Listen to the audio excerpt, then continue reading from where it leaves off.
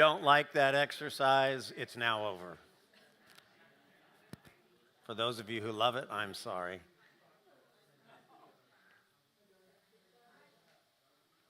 Well, welcome to this special class that's running over the next 5 Monday nights. I'll offer to you on the slides here in a few moments exactly, that's not the right word, roughly where I'm headed. The rough, sketchy outline as to what we're going to do week by week. And tell you what the rationale is behind what we're doing and some of the things I hope that we can glean in the process. But first, let me welcome you and say that this class is being live streamed, so be on your best behavior. And just note that if you ask a question, it will be recorded and posted online, which is always intimidating for me. I try never to think about all the things that are online that I've said. But we're going to begin with prayer because even though we're going to be talking some history and a little bit of, some stuff that has, nothing to do with Christianity per se, and we're going to explore some thoughts and some concepts and some social dynamics, things like that. But really the hope in this process, I'm going to say in a minute, is that it gives shape to our own lives and it gives us a new awareness of the work of God throughout history. So we're going to begin with prayer. Thank you, Lord, for this evening, for each person here. I'm grateful to you for bringing us together, and I'm grateful for this place, this spot. And thank you for Matt, who's back there running sound and helping get things going, and for the opportunity that we have to get to know maybe some new people and to learn some new things, but not just to the end of having more head knowledge, but having some knowledge that we pray by your Spirit would transcend deep into our hearts and actually hone our understanding of who you are and hone how you have worked in history, and then expand and grow our understanding of who you are and some of the things that you might be doing now and may be doing as we go into our own future. So we give you thanks for these moments, and this time we dedicate it to you. In Jesus' name, amen. All right, so I do have some photocopies of some of the things I'm going to show you here in a few minutes, but I didn't photocopy that many because I didn't know how many I would need, but I've written out what I'm just calling a prospectus. I'm trying to avoid classroom terminology, so I didn't call it a syllabus, because it sounds like then you're going to have homework or something, which may be a good idea, but I'm not assigning any homework. I'll just walk through some of those things for us so that we get a better feel for what I'm even attempting to do. And if after we go through this you say, boy, this wasn't at all what I was cracked up to be, then you can always leave. So on that prospectus, I've laid out basically what we're going to do in this particular 5 weeks, which is going to be kind of broad as we go through this. So my topic, the way I'm describing it here, is to say that Christianity appeared in the British Islands at the time of Emperor Constantine, but was forged by an influx of people groups pouring into the islands over the following 7 centuries. So the first thing you want to notice is that we are focused in on what happened in what we call the British Islands, or Britannia. So really Christianity, that's our topic is not just to trace the whole history of the United Kingdom or something like that, but to figure out what happened as far as Christianity is concerned. So we're focused on the British Islands and Christianity. Beyond that, I want us to understand the unique shape of English, Scottish, and Irish Christianity, and how it came about through a series of struggles, power grabs, and injustices, alongside genuine efforts to spread the good news. If you're thinking, what is that supposed to mean? Well, just wait. We'll see some of this. While the Protestant Reformation of the 16th century changed the course of history, its appearance in England came about in a completely different way than it did elsewhere. Thus, we will discover that English Christianity is distinct, featuring notable heroes of the faith, and yet it is somewhat unfamiliar to American evangelicals while being profoundly influential on American evangelicalism.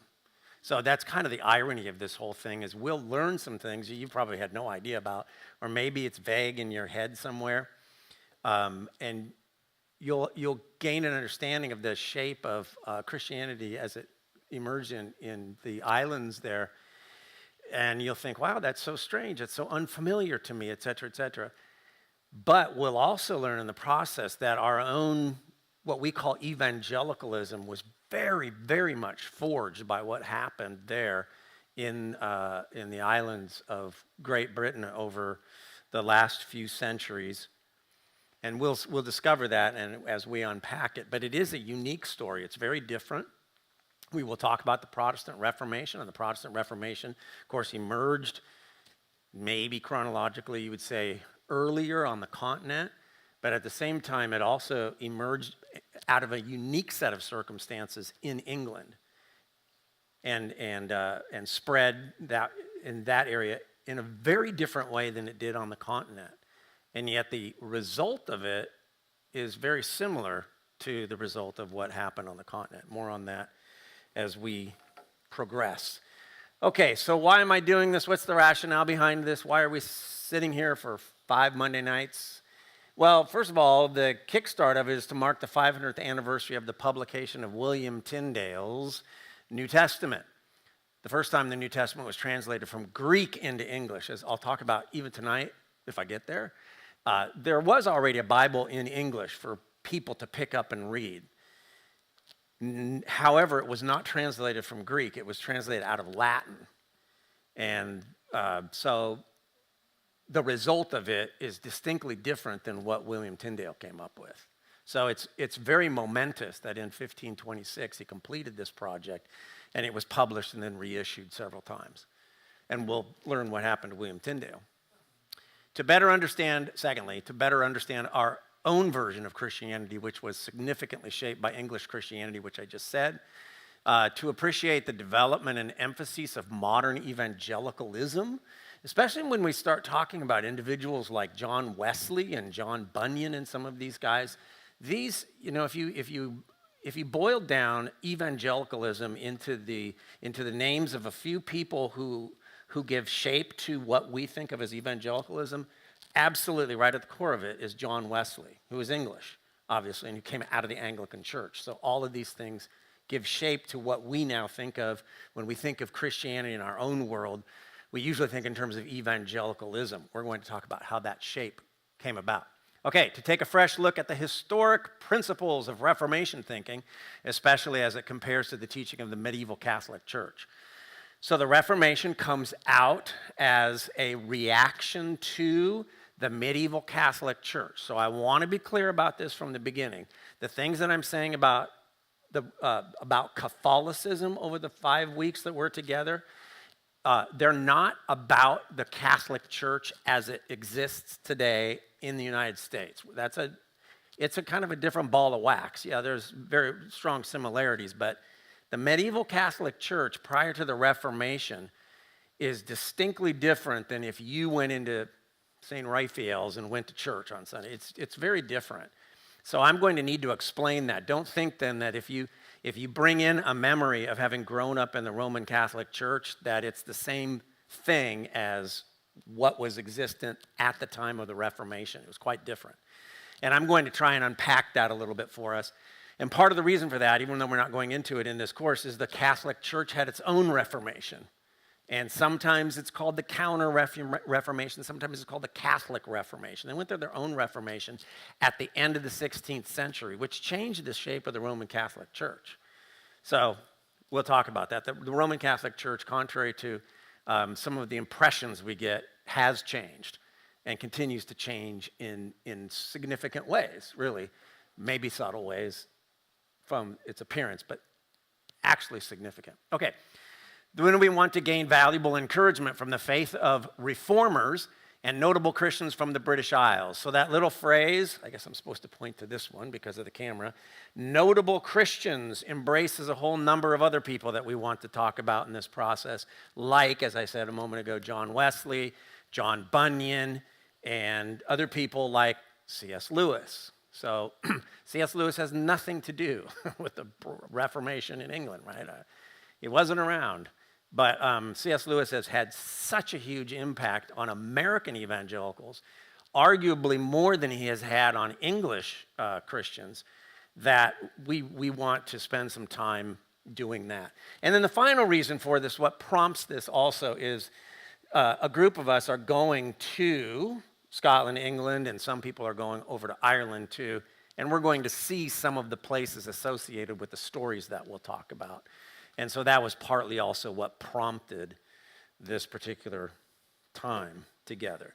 So when I've led tours before, we've done the same thing. We've taken 5 or even 6 weeks to talk about it ahead of time so that when the travelers are on site, there's some kind of, oh, that's what we were talking about when we were in that class. And I try to get the class going as close to the time of the tour so that we're all fresh in our memory of it. So we did that when we went to the continent and checked the Reformation, when last year we went to followed in the footsteps of Paul. So I suggested to Rowena that she send out Rowena is the head of the tour company, and she sent out a bibliography that I prepared to people who are on the trip. If you are not going on the trip, you're welcome. I printed out some of these bibliographical titles. So if you didn't get that via email, then feel free to grab one. Or even if you did get it via email, but you want a printed copy, that's fine too. And everything that I'm handing you is available if you email me and ask for it. Don't ask me for it tonight unless you write me a physical note. And then even then, I can't guarantee that I won't lose it. So email me, that's the best way to get it, and then I can respond by sending it to you, which I'm happy to do. I'm not going to go through the bibliography because on this list, no, I don't have it there yet. Suffice it to say, as some of you were saying yesterday, you've picked up some of the books off of that bibliography, and you have been a little bit overwhelmed by how big some of those books are. So I kind of assumed that people would check into the length of the books before they bought them, but that's all right if you didn't, and you got a big old gigantic book that is 45 pounds, well, I'm sorry. I don't mean 45 pounds in cost, but if it's just really big, yeah. But the bigger the book, usually the better it is in my estimation. And the best part of a good book is in its footnotes anyway. And so you go to the back or to the bottom and you find the footnotes, usually in the back now. That's the best part of a really good book anyway. So those big books usually have really great footnotes. And it's annotated, so you can look through it and say, oh, that's what this book is about. This is why it's such a special book. We could have a bibliography that goes on for 25 pages on this particular subject, so I honed it down into that page and a half. And then so if you want to ask me about any of those titles later, that'd be great. I will probably refer to a few of those books in this process as well.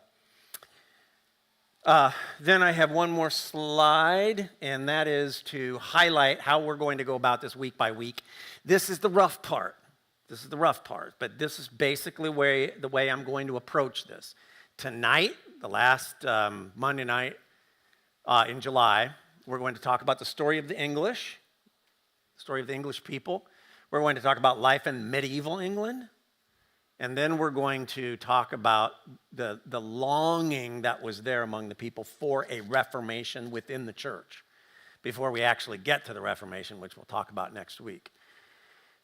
So as we go to August 3rd, next Monday night, we will talk about how the English Reformation got started and all that stuff about King Henry VIII and his 6 wives and all that stuff. Not all of it, but most of it. Because out of that is how the Reformation really gets started in England, strangely enough. And then we'll talk about Christianity in Scotland next week as well. I've got a couple of guest professors that are coming in to be with us. And so the week after that, on August the 10th, we will have Mark Nelson, who is a philosophy professor at Westmont. And he is a C.S. Lewis aficionado, and so he is coming to talk to us about C.S. Lewis on the third Monday night we're together. And on fourth Monday night, we're having a genuine Englishman come. Mark Nelson's just not, he's quasi-Englishman. He lived there for a long time. But Alistair was born and raised in England. Otherwise, he wouldn't have the name Alistair because nobody in the United States names their kid Alistair. But nevertheless, Alistair will come. This is the part that's really rough. I've said Christianity in England today because when I met with Alistair, he said, I can talk about anything you want. And so I said, that's great. I've got to figure out how to narrow it down. So part of it's going to be determined by what happens in the next couple of weeks, but I've got to give him a topic. And I think we're going to talk about the state of Christianity today in England because a lot of us assume as Americans, oh, the church in England is sunk. It's just really in bad shape, et cetera, et cetera. And that's not true. So he might come in and we might have him talk a bit about that. And then the last week together, we'll focus more on Ireland and St. Patrick, and although I'm going to mention him a little bit tonight. Then we're going to talk about evangelicalism and some of the other English notables like John Bunyan and some of the others that I mentioned a moment ago. How are we going to proceed through this? We are going to proceed by me walking through things as much of a historical linear process as I reasonably can.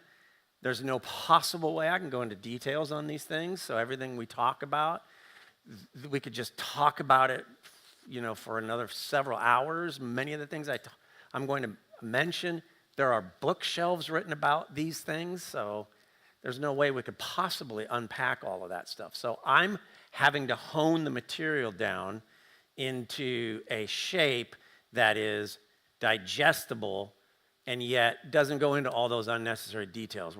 I'm trying to save the details for the subjects I really want us to get into a little bit later. So prepare yourself maybe for a little bit of frustration about, oh, I want to know more about that. So you might want to jot down notes about things you want to look up on your own, which amazingly you can find, obviously, even on the internet, as long as you're careful what you're looking for and what you're reading. But we can talk about that later.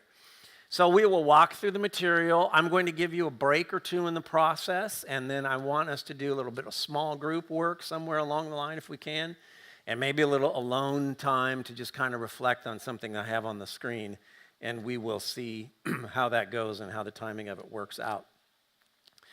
Every time I teach one of these classes, somebody thinks that we're going to have snacks and waters and drinks and things like that, so my philosophy on that is if you want snacks and waters and drinks and things like that, more power to you. Bring it, because I'm not doing it. I'm just telling you straight up, I'm not going to do it.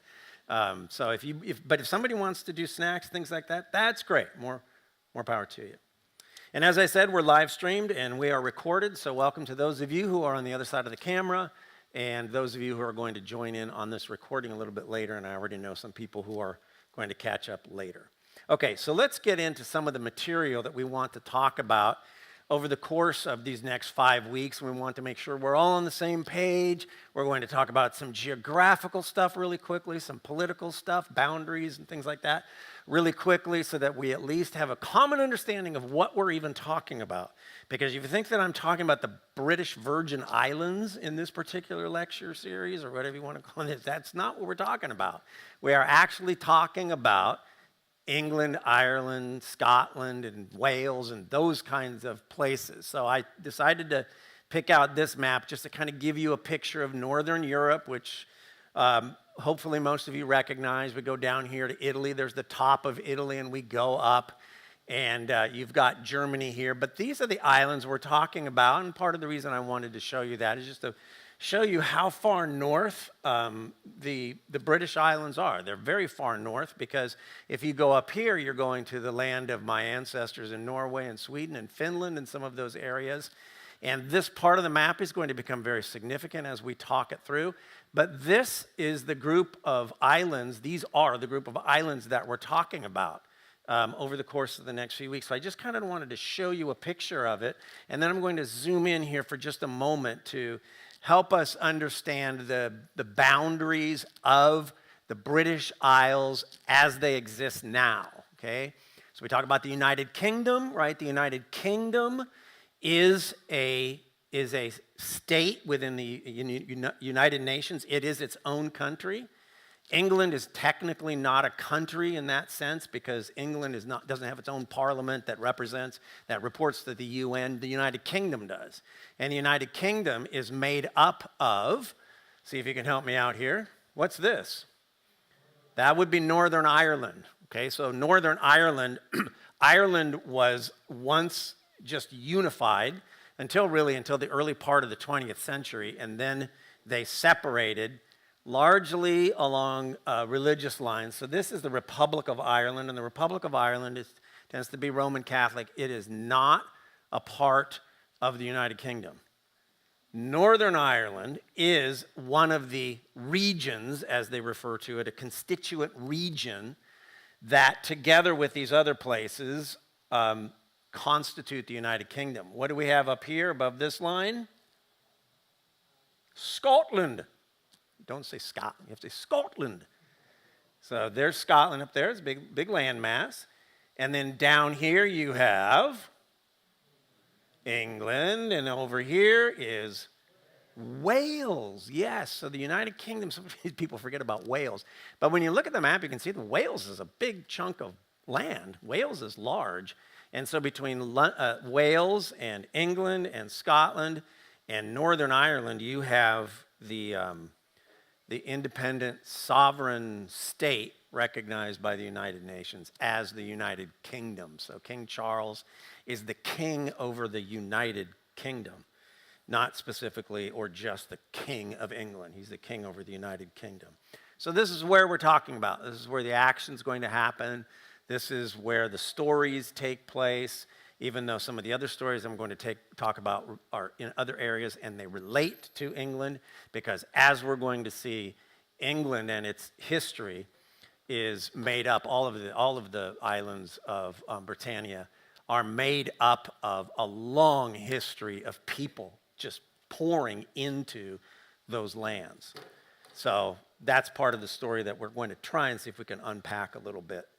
Oh, by the way, I was going to say, if you have a question or a comment as we're going through it, that's fine. Just kind of signal me and let me know, and I'll be happy to hear what your comment is or your question is, and I'll see if I can attempt to answer it. So the first thing I want to do tonight is talk about how an island became English.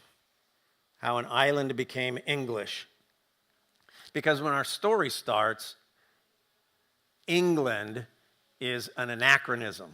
There is no England yet. It's not called England really until the 10th century. So you got to get a lot of people moving onto the island before it ever becomes England, and the people are called English. So the first people in the region of England, and again, that is an anachronism. So I'm calling it England, but it's not yet England. But so I'm doing that for the sake of clarity. So the region that we call England, including Wales, that whole region, even including Scotland and really even including Ireland, that whole region had people there in Neolithic times.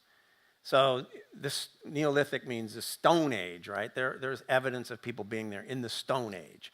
So Stonehenge goes back to 2500 BC, they think.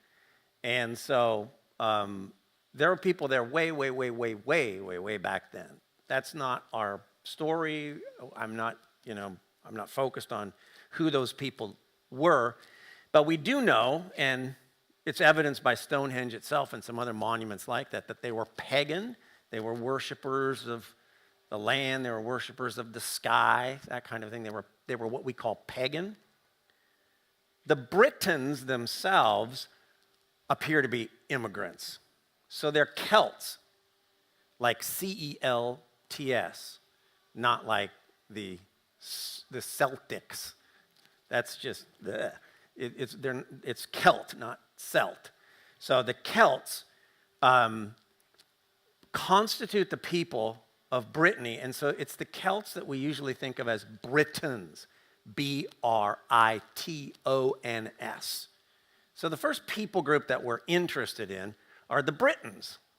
And the Britons appear, like I said, to have been people who came off of the continent, maybe in Gaul, somewhere in modern France, southern Germany, maybe, and they came over into the islands. These Celtic people were the Britons.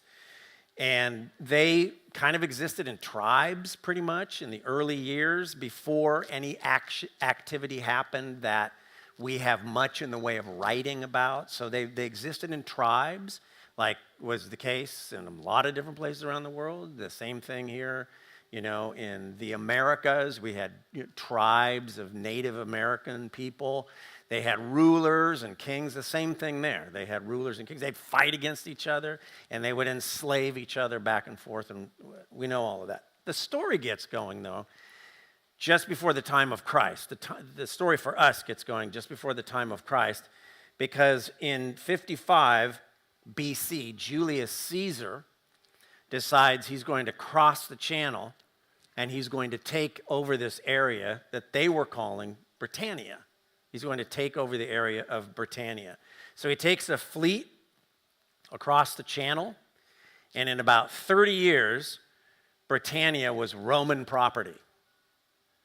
So one of the things that people don't always realize is that the Romans, the Roman Empire, ruled Britannia for more than 300 years.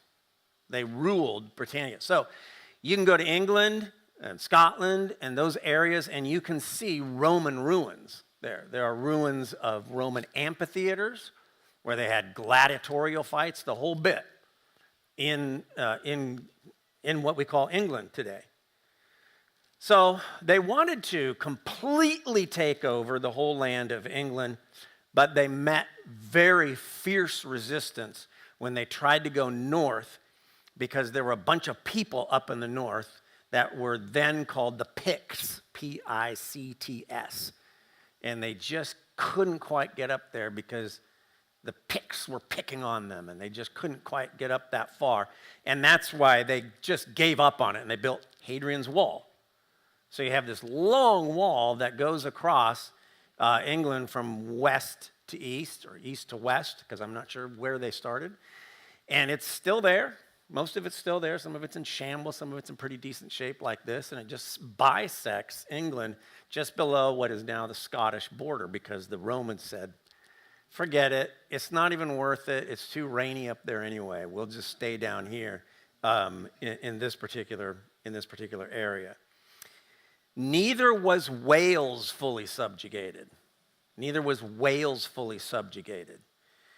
So the Romans really ruled in southeast England. They really ruled in southeast England. Thought I had a slide about that, but I guess not. In southeast England, and then kind of up to the northerly area, up by York, northeast. So they really controlled the south and up toward the northeast. They didn't get into Scotland.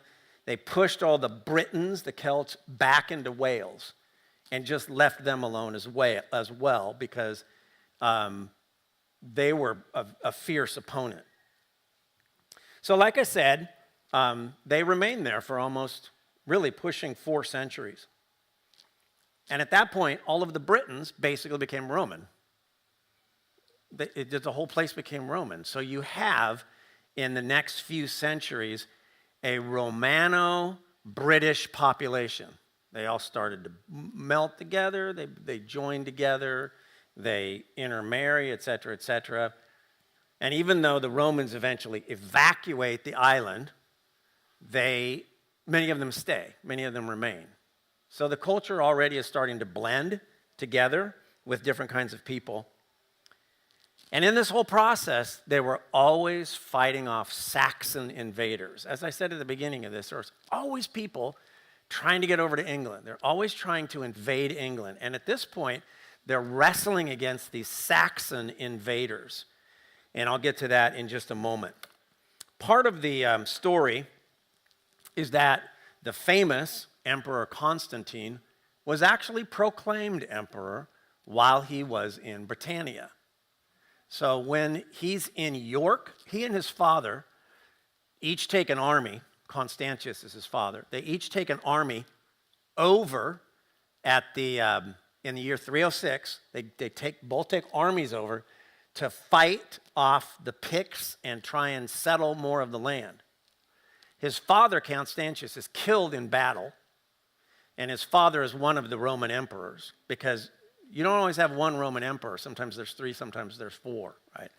So his father dies, and outside of York Cathedral today, what is now York Cathedral, that's where Constantine himself was proclaimed by his army emperor of the Roman Empire. He was declared Augustus outside of York, or in York, which only made him one of 4 emperors. And then, if you know anything about Constantine's story, he slowly but surely knocks them all off and becomes the sole ruler of the Roman Empire. But this is the statue that sits outside York Cathedral. That's York Cathedral in the background, where he was proclaimed emperor of the Roman Empire in the year 306. The important thing about Constantine is what? What's important about Constantine for us? Yes. Constantine becomes a Christian in the year 312. Now, okay, it's always debatable. Did he really become a Christian? Did he just kind of go, well, I think this is the best thing for me politically to look like I'm a Christian? I don't know, and I can't judge that. I don't know what was in the guy's heart. No idea. And that's been questioned ever since then. Even in his own lifetime, that was questioned. The significance of it for us and the story of Christianity is that once he becomes a Christian, or he joins the Christian movement, whatever it is, then it became the thing to do in the Roman Empire, which I don't have a map of how huge the Roman Empire is at this point. It became the thing to do to become a Christian. And so in the year 313, about a year after he converts at the Malvian Bridge outside of Rome, about a year later, Constantine signs the Edict of Milan, which then makes the official religion of the Roman Empire Christianity. Now, depending on who you ask, and I don't know, maybe you have an opinion about it, maybe you don't. Depending on who you ask, though, that's either something that was just terrible for Christianity, or it was really great for Christianity. I think most scholars today think it was pretty bad for Christianity in so many ways, because then you had this real mixing of Christianity and politics, and people were becoming Christians just baptize their kids just because Constantine did it. And then you have a whole lot of bleeding in of Roman practice and all that came into Christianity. Christianity changes shape pretty distinctly in the 4th century, largely as a result of Constantine's decision, okay? But that's not what we're really going to worry about. So here's the point that we want to get at, since we're talking about England and Brittany, and that is that in the 4th century, Christianity has already become present and is now saturating into England through the influence of Constantine and his soldiers families who are located there. So this is a picture, it says right in the middle of it, it's a fragment of a baptismal font at Richborough, which was a Roman fort in Kent, that's the southern part of England. So we have baptismals there from the 4th century. So if you think that Christianity is it's more recent in the UK, or it came at the time of the Reformation, not true. Christianity has been present in the Roman Empire and in the British Isles for centuries and centuries. Yes? Ireland was Celtic at the time? Right. Yeah. And the Romans were not interested in Ireland? Yeah, I don't know if they were interested in Ireland or not, but they stayed out of Ireland. Yeah, they didn't go into Ireland and settle it, at least. Not that they didn't make forays into Ireland, I'm not aware of it. But they certainly didn't go in there and settle Ireland. So I'm going to talk about how Christianity gets to Ireland in a moment, just real quickly, although I'm going to talk about it in one of the subsequent weeks. And it has a whole lot to do with a guy named Patrick, of course, who is himself a Briton. What we call often the Dark Ages is roughly the years 410 to 1066 in England, at least. So 410 marks really the first initial fall of the Roman Empire when Rome gets sacked by the Visigoths in the year 410. It happens subsequently several times. And then, of course, the invading parties come in and they basically take over the Roman Empire and they become the emperors and all that kind of stuff. But that's on the continent itself. Our concern is England. So 410 is a significant date for a reason I'll tell you in a moment. And 1066 is also a significant date. The reason it's called the Dark Ages in large part is we just don't know that much about it. We don't have all that much information, the kind of information that we wish we had.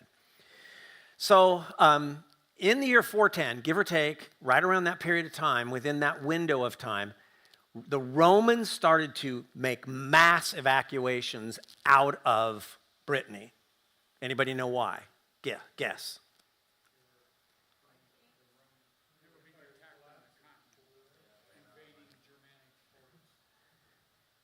Yes, okay, yes.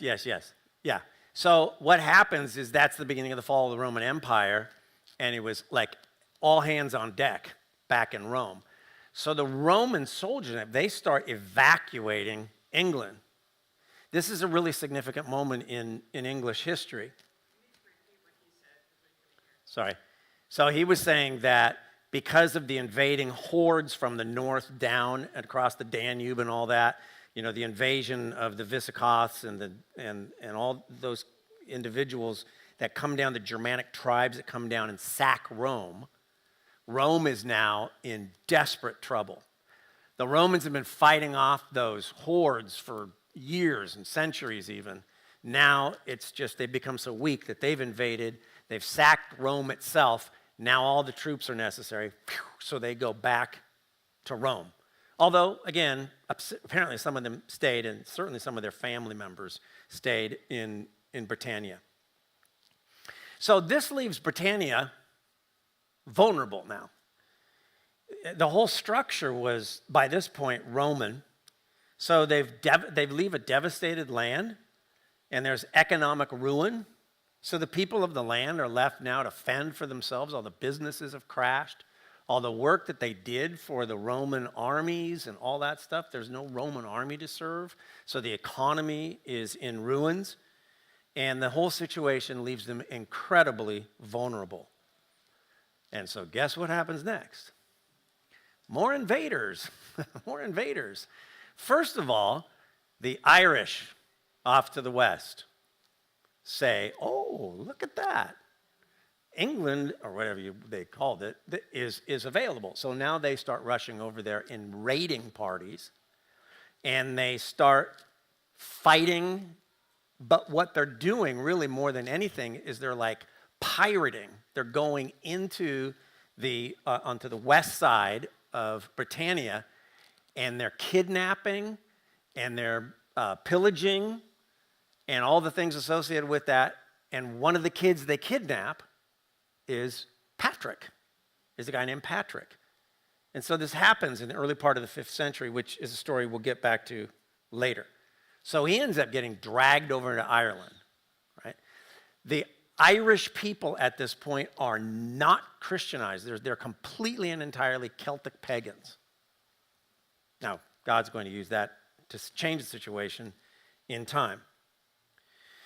So the people who are left in Britannia are fighting the Irish this direction, and now, remember those annoying Picts who kept picking on the Romans? They're starting to come down. They're climbing over Hadrian's Wall and all that stuff, and they're starting to invade into the land of the Britons as well. So these poor people who are left devastated, economically and otherwise, are now trying to fight off these invaders, and they're not being very successful. This leads to the moment in history that changes Britannia entirely and completely. Because now, the next group of people that comes in are the Anglo-Saxons, what we usually call the Anglo-Saxons. Now, there is some debate. I've been doing a lot of reading about this. There's some debate as to whether or not these people were invited to come in or they invaded.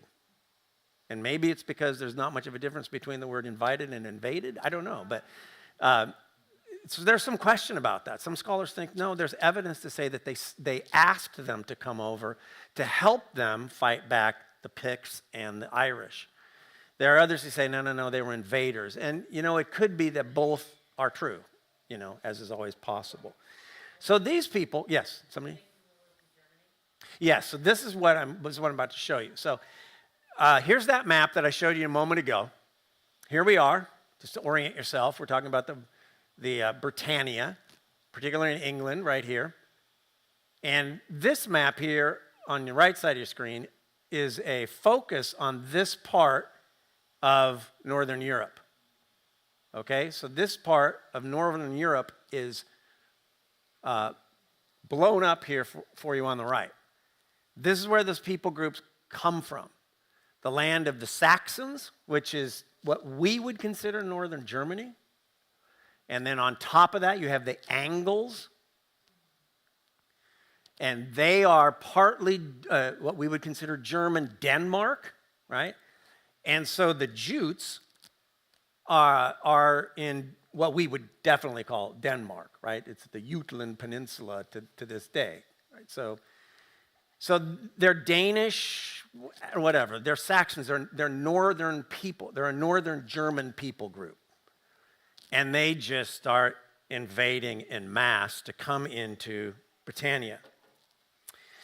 So, like I said, were they invited? Were they invaders? It's difficult to say. But here's important for us in our story.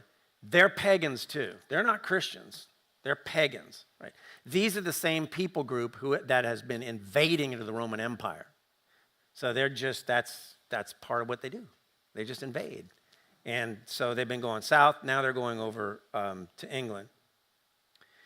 So it's this group of people that become known as the English by the time you get to the 10th century. And you think about that, think about the name Angle, the word Angle, and just play with the word a little bit, and in no time you're hearing the word Angle, the Angles, the English, that's where it comes from. So the name English actually refers to a Germanic people group.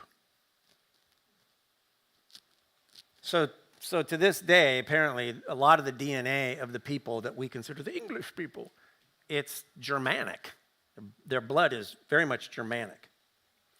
Because these people come in droves, like I said, so that by the 10th century, they are called now the English. And from Angle, we get English. From Angle, we get England. From Angle, we get the Anglican Church.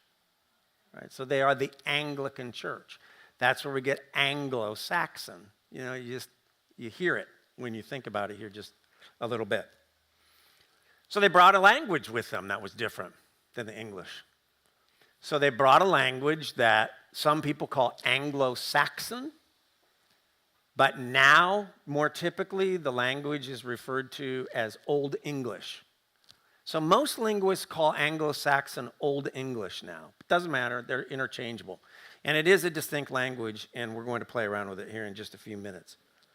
But by the time about the year 650 comes around, most of the lower lands are under the control of these English peoples. So this map is like TMI. There's too much on here.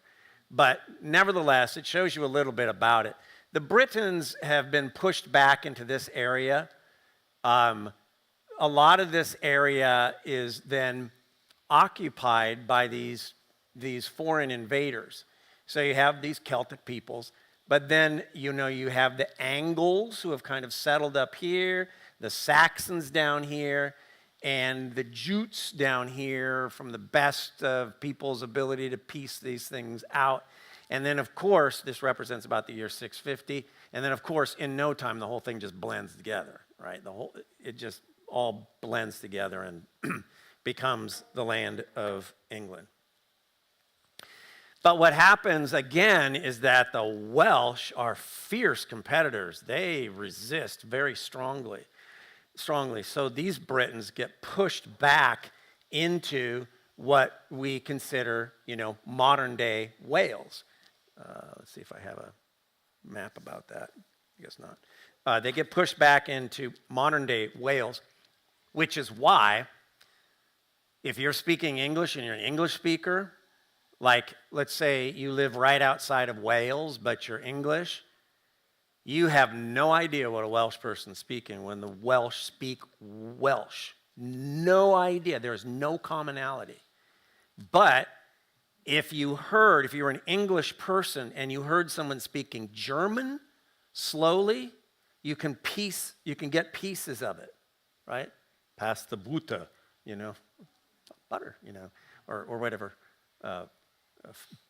Pater, father. There's similarity. No similarity whatsoever between Welsh and English because they pushed the Celts back.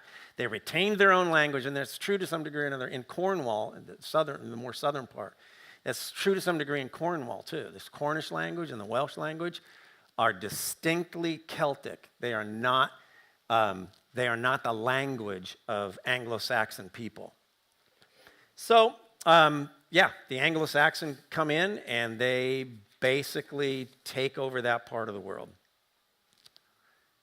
Meanwhile, back in Ireland, you have Christianity starting to emerge there because Patrick's story, again, I don't want to give it all away, Patrick's story is that he gets this vision from God that he needs to leave.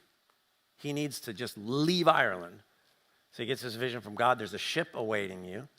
And so he makes this 200-mile journey from the west side of Ireland to the east side of Ireland and finds this ship. He's a slave. He's way up in the hills. He's all by himself. And he makes it back to this ship. He cajoles his way onto the ship, gets back into England, and in the ensuing 20 years receives this profound sense of call that he needs to go back to the Irish and bring Christianity. And he does. And from the best knowledge that we have, it really is Patrick's profound influence that Christianizes Ireland. It's really an amazing story. And again, we'll talk about it a little bit later.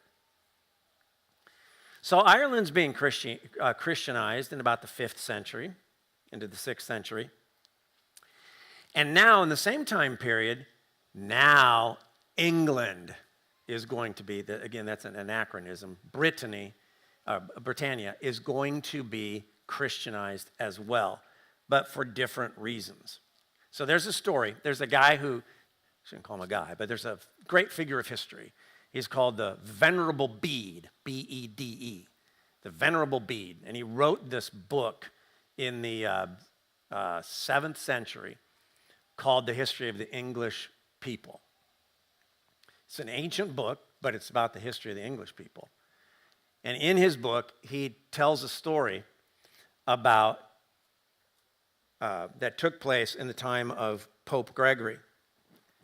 Pope Gregory was wandering through the slave market in Rome, and the date seems to be about the year 590. And Pope Gregory sees in the slave market these golden-haired boys. And he asks the people who are accompanying him, who are these boys? Where did they come from? What people group are they?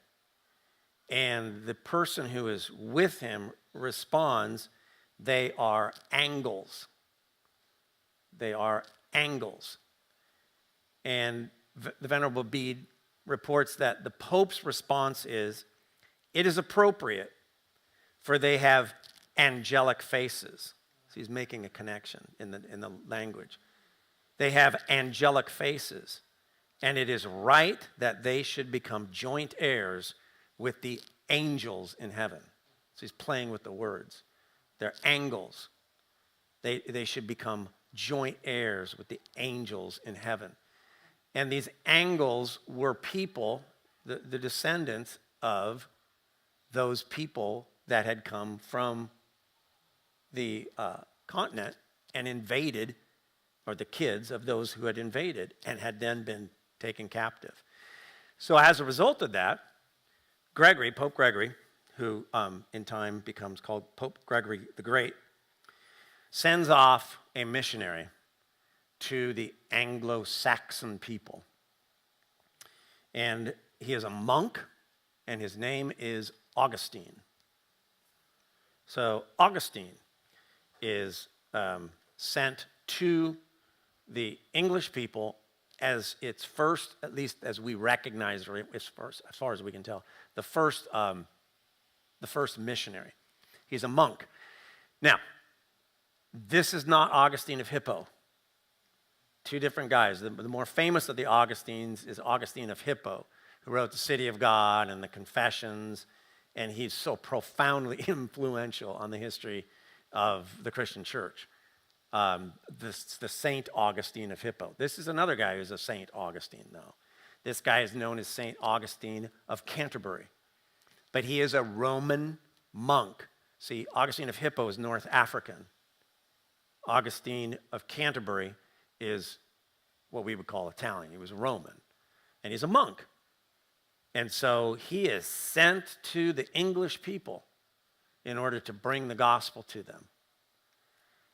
And he gets to what we call England, Britannia, and he converts the powerful king Ethelbert, who was the king of the Wessex. He's an Anglo-Saxon. And Augustine establishes his see, that means his place of oversight, in a city called Canterbury. So this goes back to the 6th century, or 7th century really at this point, the 7th century. So the church is established in Canterbury, which is by the White Cliffs of Dover, over on the southwest side of England. And to this day, the head church, or the archbishopric of the Anglican Church, the Church of England, has his see in Canterbury. So it's been there forever and ever, practically. Amen. But somewhere around the turn of that, somewhere in the year 600, 650, something like that, I mean, it's difficult to say, basically the English people, the Anglo-Saxon people that had now basically come into this part of the world and taken over, they become Christianized. So the English people convert to Christianity in about the 7th century. So that's important to note, although the story isn't over. So with that, why don't you take a break? Let's take a break if you need to stretch or you need the bathroom or something like that. But our breaks are like 5 minutes. It's not 15, it's like 5. And the countdown has begun.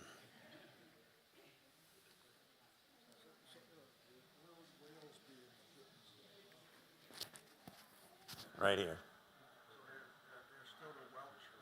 Yeah, yep. Let's see if I have that.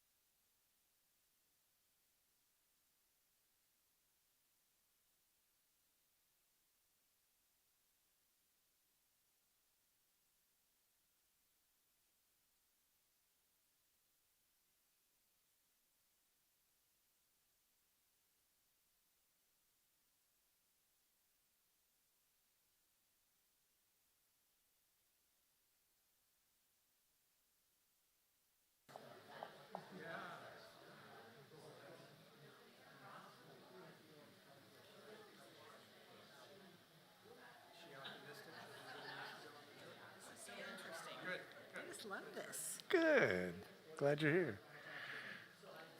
7, 6, 5, 4, 3, 2, 1, 0. Blast off.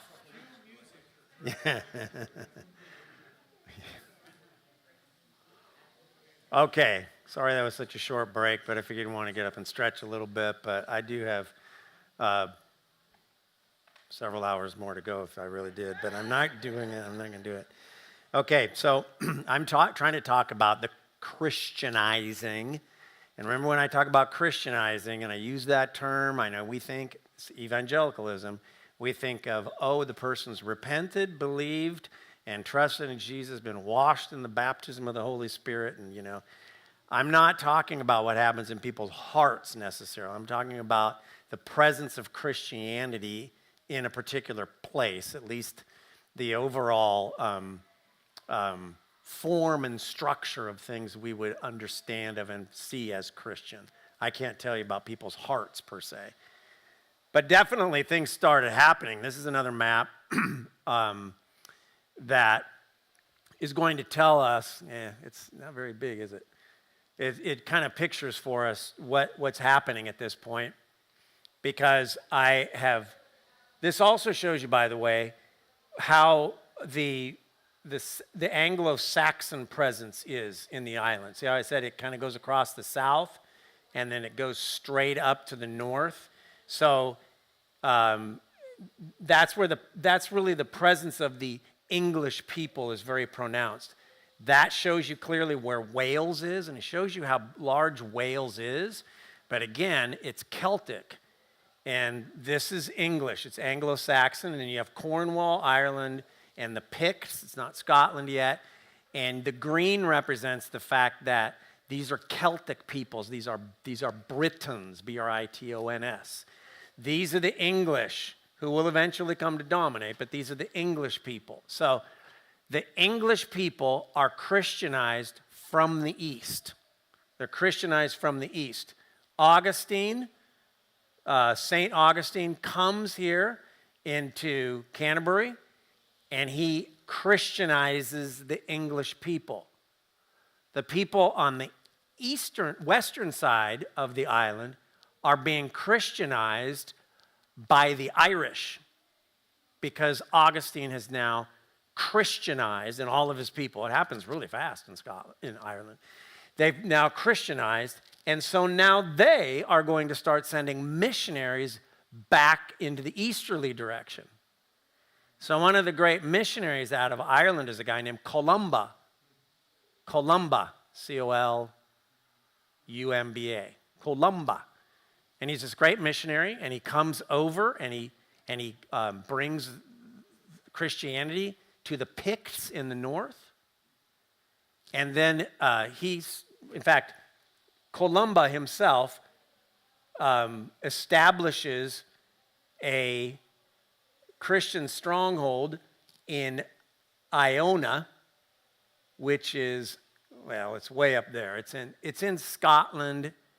It's a tiny little island off the far west coast of Scotland. So he goes there and he brings the gospel, and Iona is to this day a sacred pilgrimage spot for Christians. And then his descendants, like a guy named Aidan, Aidan, travels to the other side of England and establishes Christianity in Lindisfarne. So I should have probably had these words up here for you.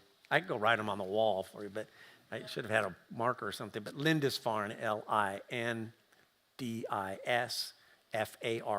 Lindisfarne. He establishes Lindisfarne on the east side of England. And Lindisfarne is still there into some state of, in some condition, but that'll be a part of the story here in a few minutes as well. So if you could zoom in real well, and I probably should, maybe next time I'll zoom in on that part of the map better with my slide. But you can see that the green represents the the Irish Christianizing this island, and it goes down into here. And the western, this part has come more from the eastern side. Okay? So, what you would say in other terms is that this part, the English, are converted by Roman Catholics. And the western part is converted by the Celts. They're not Roman Catholic. Right? They're not Roman Catholic. Ireland will become Roman Catholic at a certain point. Not yet. So what happens is you have Christianity all over the place, but you have two kinds of schools of thought as to what version, so to speak, of Christianity is going to dominate. And there is some tension that exists between the two sides. And again, we could go into great detail about all of this stuff. And the people that are on the main island of Britannia, they're trying to figure out who do we kind of answer to? I mean, who's the ultimate authority? And the pink people, no, just kidding, but the people who are the Anglo-Saxons who have been converted by Roman Catholics say, we need to answer to the papacy. We've got to answer to the Pope in Rome. The Celts, on the other side, they don't have any interest in answering to the Pope in Rome. They're just not interested in that. So, a big thing happens in the year 663. In the year 663, bleeds over in the year 664. So this is only a few decades after Christianity really has even come into these areas.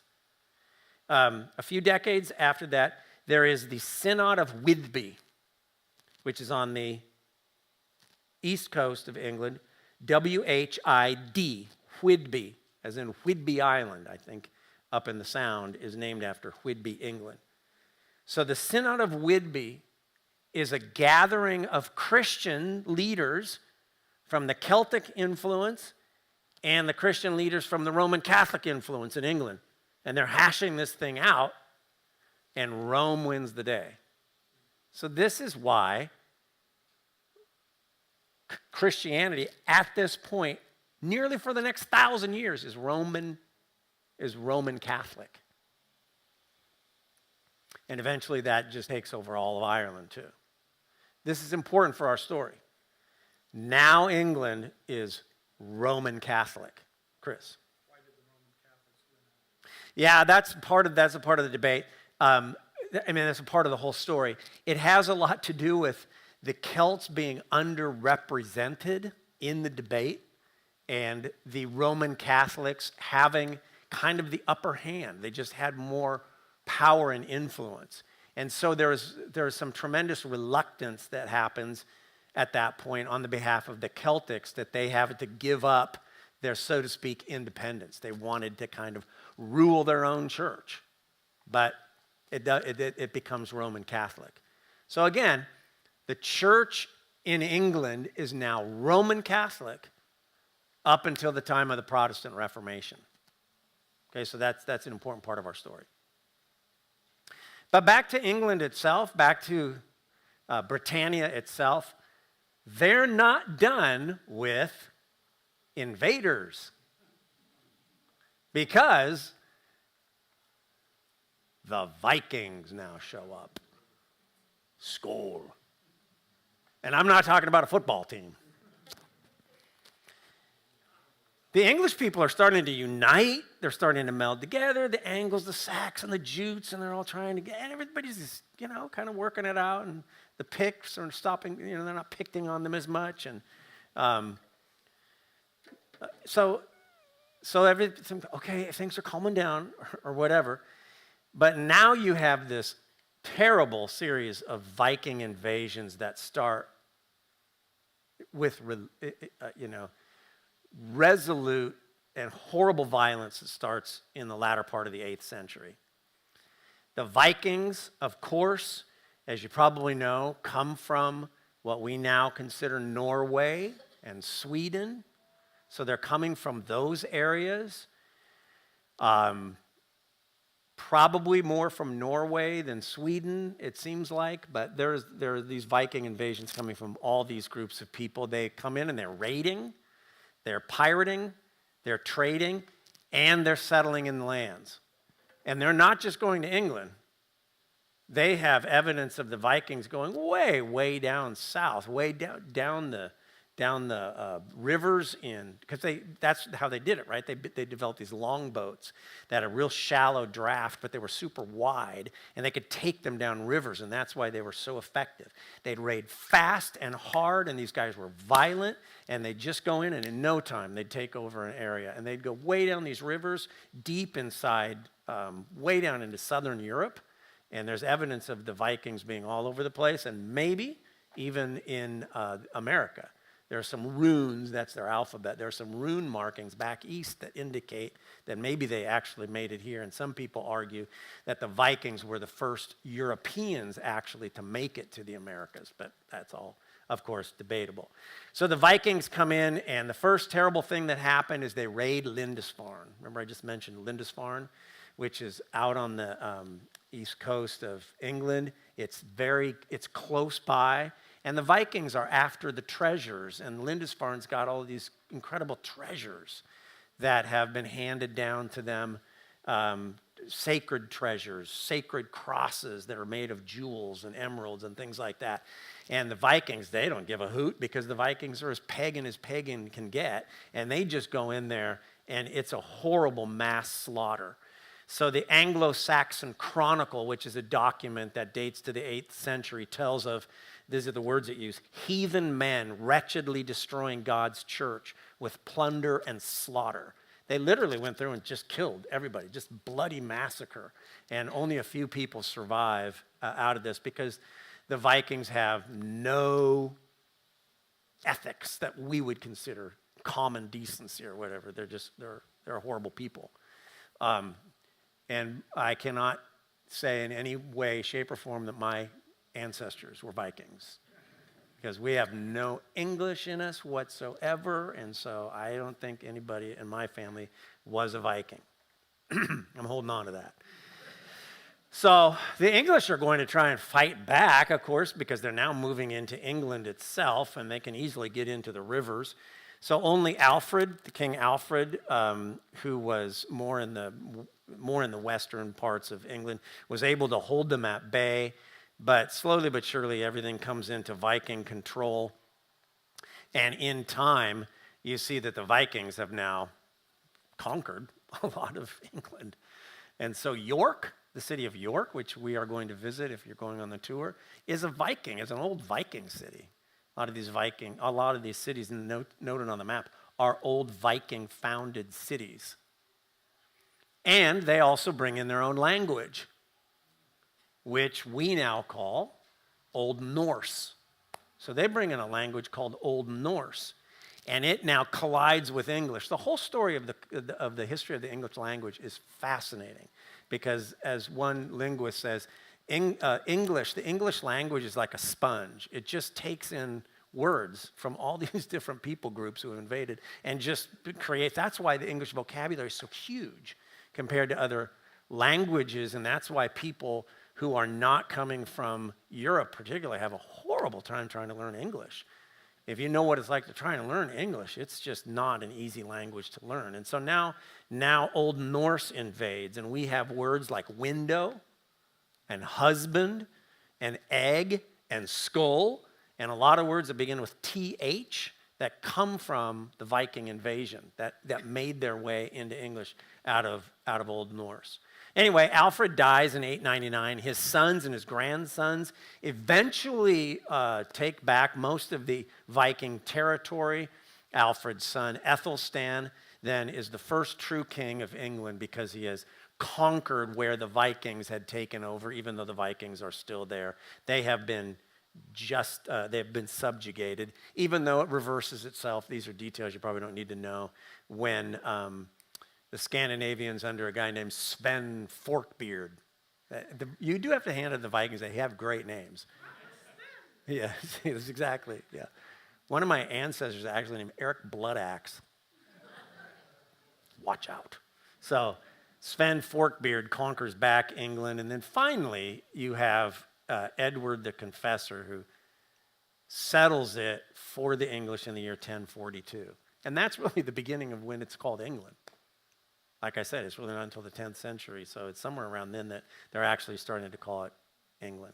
I want to get to one last piece before we maybe do a little group work, and that is the last piece of the history is that we're not done with invasions. I told you that the English is a story of invasion after invasion after invasion of people groups coming into England, and that's what makes England what it is today, which is why, like in the United States of America, you can go to England and see somebody who's just like Northern European, blonde, fair-skinned, and look at someone else who is darker with a darker complexion and dark hair, because you have so many people groups that have moved into England, even from way back then. Anyway, so this leads us to a most momentous event in the history of the English people.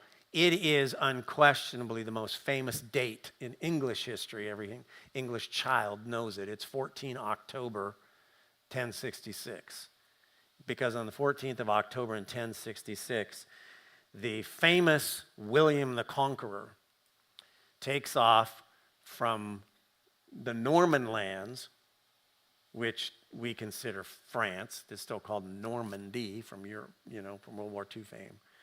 So he takes off from this region of the world, and he crosses the channel with a fleet of boats because, long, complicated story, he is convinced that he has the right to the kingship of England.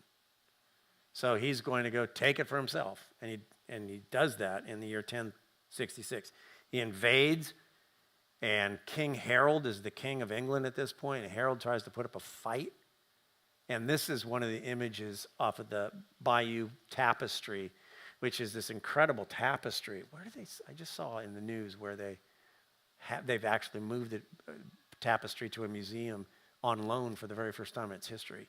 This dates to the time of William the Conqueror, and it's this incredible tapestry that wraps all around a room, and it depicts the invasion itself without using words. And anyway, so William the Conqueror comes in, and he's going to take over. King Harold tries to resist and fight him back, but there's another problem. You've got another Scandinavian character who's coming in on the north of England trying to invade. So Harold takes his gang up there, and the guy up north is a Scandinavian called Harold Hardvar or something like that. And they have to fight that guy off and kills him on the bridge. And then they come back, and they have to fight off these invaders from Normandy. And the Norman invaders win the day, according to the Bayeux Tapestry, when someone fires an arrow that lands straight in King Harold's eye. So there's a picture that shows King Harold. It's not a picture, it's a stitch, it's a type of tapestry with this big arrow sticking out of his eye. And that's at least the legend as to how he died. But nobody knows for sure if that's just kind of a legend that got put into the Bayeux Tapestry or not. It doesn't really matter. Nobody had really the chance to ask him how he died. But it could have been this horrible, violent way to die. I don't know, maybe it's a quick way to die, I don't know. Over the course of the next 20 years, William the Conqueror changes the history of England forever in the course of the next 20 years. He goes straight to into Westminster Abbey, which I'll talk about here in a little bit.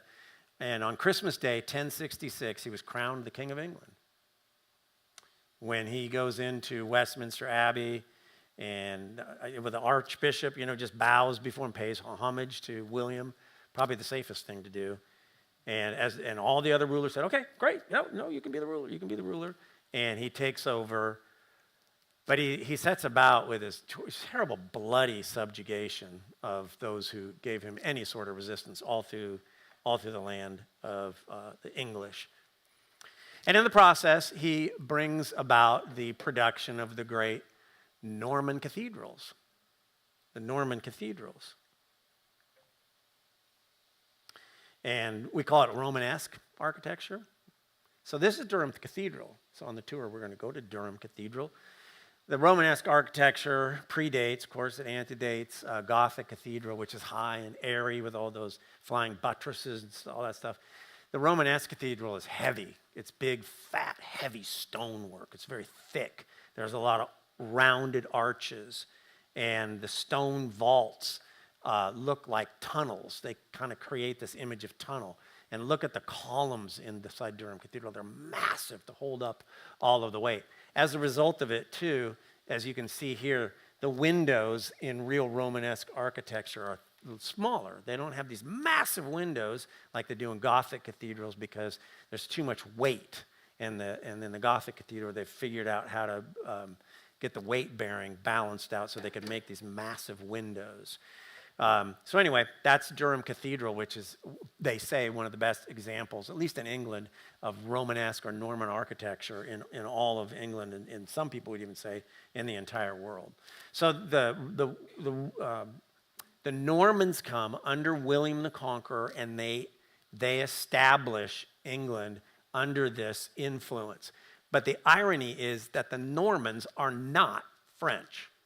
Everybody thinks they're French or something because they brought in the French language.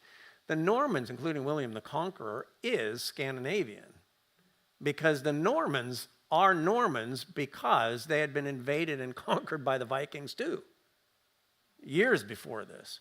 And so the Normans who occupy this western side of what we now consider France are actually Scandinavian, but they've assimilated the French language. So they're Scandinavian by ethnicity, but they come into Great Britain bringing the French language. And so as a result today, depending on what linguist you ask, 30 to 45% of modern English has French origins to it. So some of our language is Germanic. Some of our language is French. Some people I read a book that swears up and down that French is the main influence on English, but it depends on how you look at some things, like where did that word actually come from? It could have come from here, or it could have come from there. See, there's a debate. Some of our language is, but very little of it's from Latin, and so as a result of it, all of this comes meshing together just like all of these people groups. So the language of English mirrors the influx of all of these people groups into England. And that's what makes up England today. That's who the English people are. They're a mishmash of all of these different ethnic peoples that have landed in England, and they've meshed together to create this kind of culture that is very much Anglo-Saxon and very much the language of the Anglo-Saxons, but things have changed a lot. And I'm really thinking only to the time of the Reformation. In the modern era, because of modern immigration, England's very different, period, than anything that I'm thinking about or anything that we're talking about. Okay, we're going to play a game. And I'm going to let you do some work here. So you can turn to 2 or 3 other people, and we'll wrap up here in just a minute. You're going to turn to 2 or 3 other people, and you are going to do your best to translate the following Old English sentence. And then if you're good and you really work at it, you're going to try and work on a Middle English sentence. Okay, so English, right, is Old English or Anglo-Saxon. That's influenced by Old Norse, but you've got Old English, Anglo-Saxon. Then you've got Middle English, that's the language of Chaucer, for instance, or Piers Plowman. And then you have Early Modern English, which is the language of Shakespeare. Okay, so we're gonna play around with some Old English. That's where I was going to give you a break, but I'm not going to give you a break anymore. Translate the following sentence from Old English to the best of your ability. Okay, turn to a couple other people and see if you can work that thing through. You can't, don't look it up. Don't go cheating and looking online. Or just talk to the person next to you or something like that. Dun, dun, dun, dun, dun, dun, dun.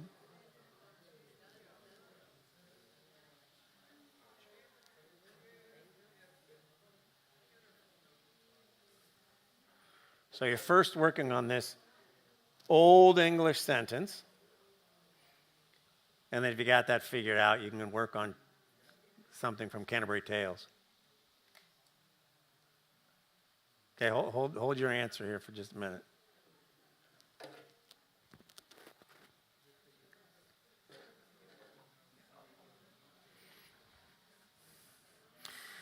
I'll give you a tip. One of the ways to read, this is super helpful with Middle English. Like if you read Chaucer or something in the Middle English, not translated, say it out loud. When you say something out loud, all of a sudden it starts ringing bells and associating with other words. But the problem with Old English is they have these strange letters. So you're going, what is that letter? Okay, let's talk about the first one. Let's talk about the first one first. So, as I understand it, it would be pronounced Fider ure thu fe eart on heophonem. Anybody have it figured out? Okay, Our Father in Heaven, is that what you had? Okay. Anybody have anything different? Yeah, that's exactly what it means. This is the first line of the Lord's Prayer in Old English. So this is the word for Father. Father, R. See, the order of the words aren't the same, right? Thu, that's you, that, art, in heaven, or on heaven. Yeah, our Father who art in heaven. Exactly. Okay, the next one then won't be very difficult for you. Try and work with that one. It probably means exactly what you think it does. Who wants to give us that line from Canterbury Tales? What does it say?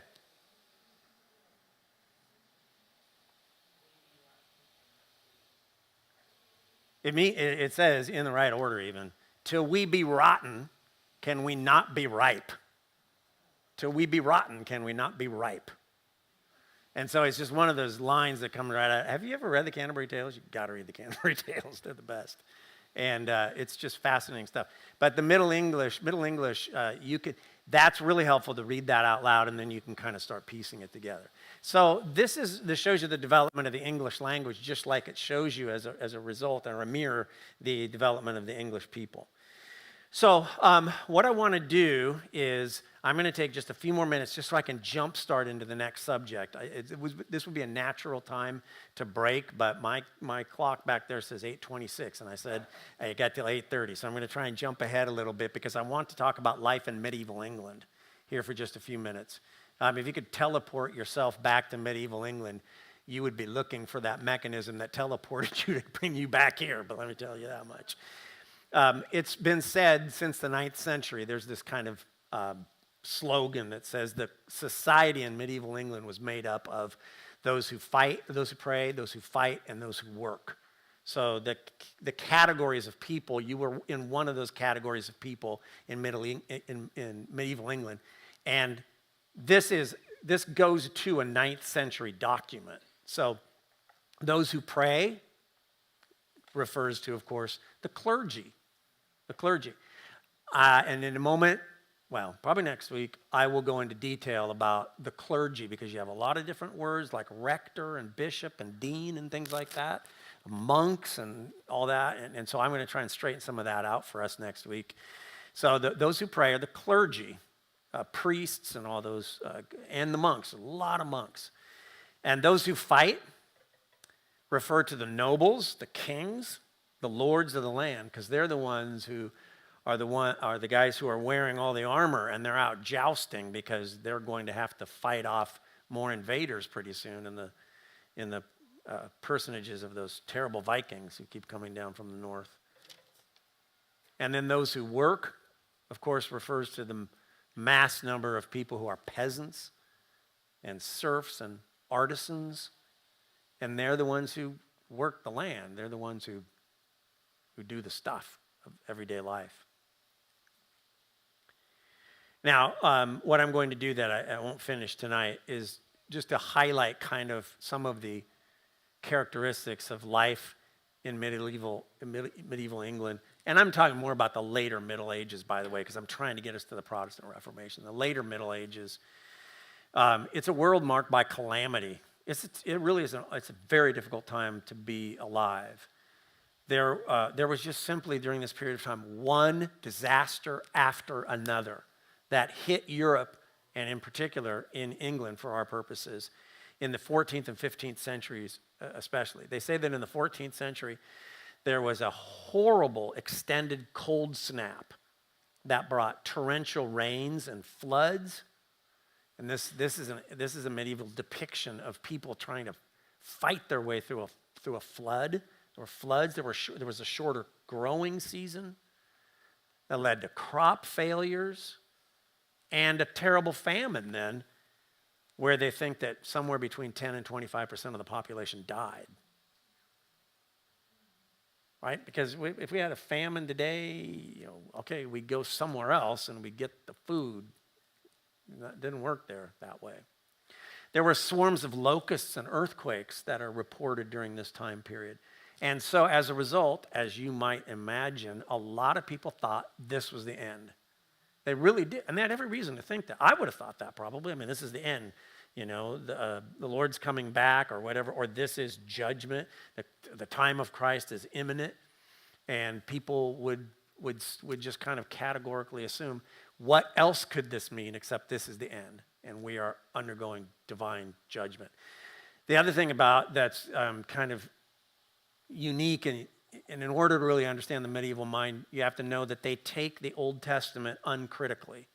They don't take the Old Testament passages and read them through a lens of the New Testament so much. So if Deuteronomy says that you're going to get cursed for disobeying God and your land is going to experience blight, and that's what happens, you experience that kind of blight, it's because you've been disobedient. So this leads to these epic moments of repentance and people coming back to the Lord and crying out to him and asking God for forgiveness for something to identify what we did wrong. Are the early colonists in the United States, the colonial people here, had the same assumptions that anything that happened like that has to be God's curse and we must have done something wrong. So that's the way they read these things. So these horrible economic conditions persist, and there's peasant revolts in the process because, right, those who fight always seem to have enough money and enough food. So there's a lot of revolts, and there's horrible wars that develop at this point. This is the time of the 100 Years' War between England and the French. So they just can't catch a break. It's a terrible time. The last thing I will say real quickly, even though I'm over time, is just to reference the fact that, as you know, this is the time of the Black Death, the bubonic plague, or whatever you want to call it. And there is just a whole lot of scientific research that's been done into this topic. And I haven't followed it that much, so there are different kinds and versions of the plague, and it just shows up in different ways. Some of it, oh no, that's the Black Death, that's not the plague, So I'm just generalizing, but life was already tough enough. In the year 1300, the life expectancy for a man was 34 years old. In the year 1300. A man could expect to lose half of his children before adulthood, and he may lose 2 or 3 spouses, and the same thing in the reverse. So it was very common, and you see this in history.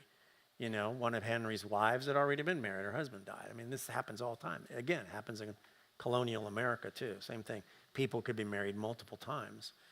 So the Black Death appears, I think it's still true, they say, it appeared in China and came to Europe sometime in 1347.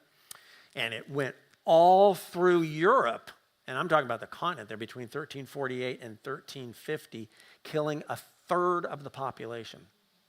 Some people suggest maybe it was more like half, but the evidence is so scant it's difficult to say.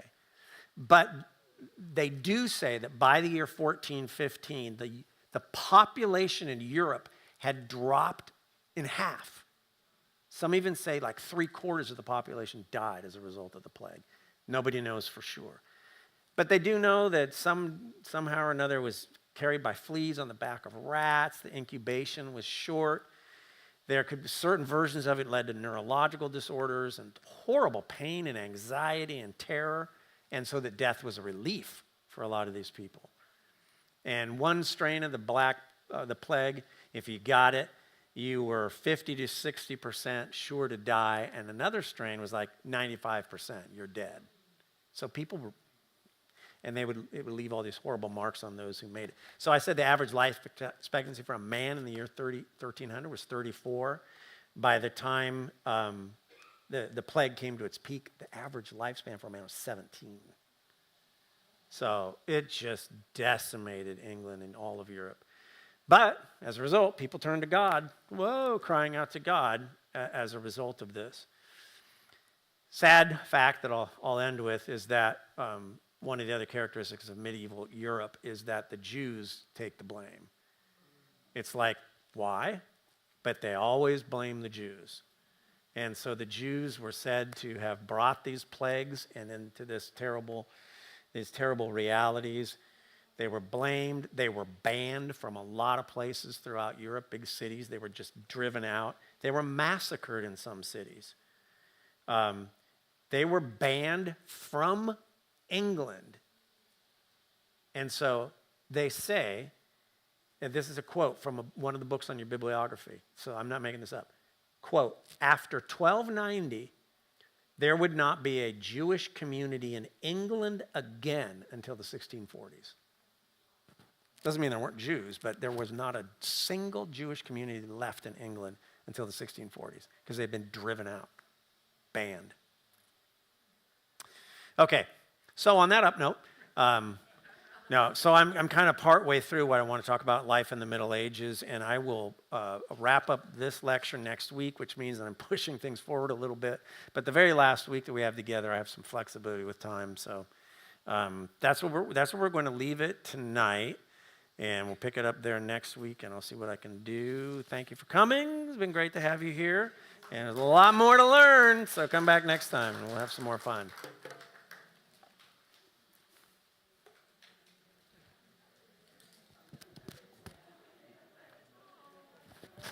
And a big thanks to Matt Lemke for running all this stuff.